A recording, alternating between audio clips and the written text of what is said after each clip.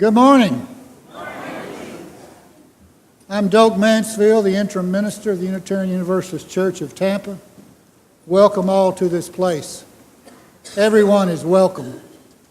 The symbol of our liberal faith is a flaming chalice, a cup with oil or a candle ignited to give out rays of light. Peggy and I endured Katrina back 10 years ago now coming up.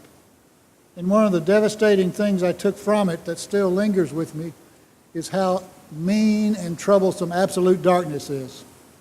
When all the sources of power are gone and all we have is the light that's there in the middle of the night, which is very little. So today we light our candle, our chalice, to be a beacon sent out into darkness, a bright sunny day. But the symbolism is real, that in a world of trouble and struggle, we often offer a beacon for folks who seek love as an answer, kindness as a method, and hope as a goal. All of us come to this place from our different stories and our different journeys. We bring to the altar of our family here who we are and what we seek. Let everyone be welcome here, and let us be gentle with one another in our company.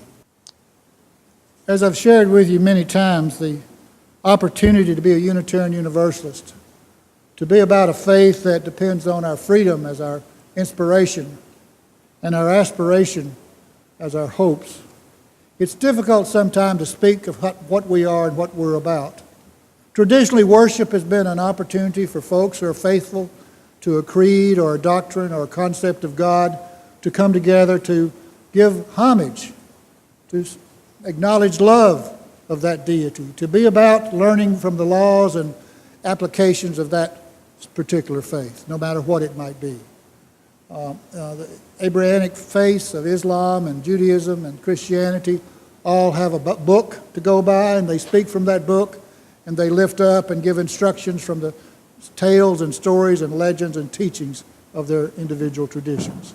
Unitarian Universalist comes out of the Christian tradition, but in the last 100 years it's moved past to be more inclusive.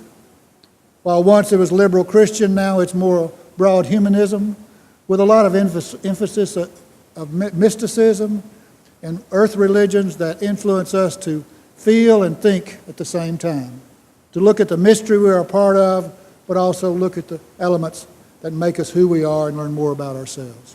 So in order to have a gathering of Unitarian Universalists, I think it needs to be about a sense of celebration, of acknowledging the 7 principles on the back of your order of service that points out the guidelines by way we organize ourselves and look to the world. They're our values. They describe our moral center as individuals and as a religious community.